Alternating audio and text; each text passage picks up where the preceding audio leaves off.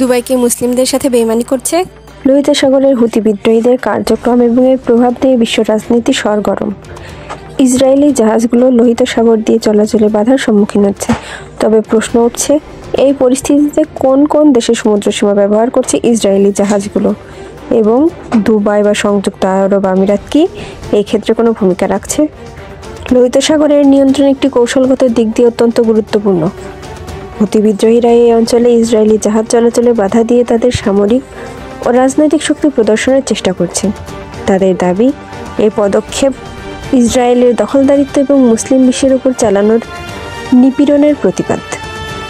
Israeli জাহাজগুলো বর্তমানে মিশর, Jordan এবং সংযুক্ত আরব আমিরাতের সমুদ্রসীমা ব্যবহার করছে বলে জানা গেছে। বিশেষত সংযুক্ত আরব আমিরাতের বন্দরগুলো তাদের জন্য একটি নিরাপদ বিকল্প হিসেবে কাজ করছে। সংযুক্ত আরব আমিরাত সম্প্রতি ইসরায়েলের সঙ্গে কূটনৈতিক সম্পর্ক স্থাপন করেছে। তাদের মধ্যে বাণিজ্যিক ও সামরিক সহযোগিতা বেড়েছে। যদি তারা ইসরায়েলি জাহাজগুলোকে সাহায্য করে থাকে, তাহলে প্রশ্ন ওঠে, দুবাই কি মুসলিম বিশ্বের সঙ্গে বেইমানি করেছে? অনেক মুসলিম দেশ এবং সংগঠন এই সহযোগিতাকে বিশ্বাসঘাতকতা হিসেবে দেখছে।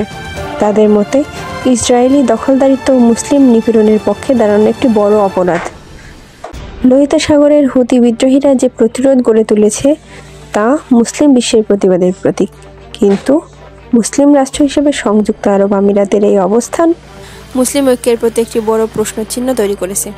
দুবাই কি সত্যিই মুসলিম বিশ্বের সঙ্গে বেইমানি করছে, নাকি তারা নিজের বাণিজ্যিক স্বার্থকে অগ্রাধিকার দিচ্ছে?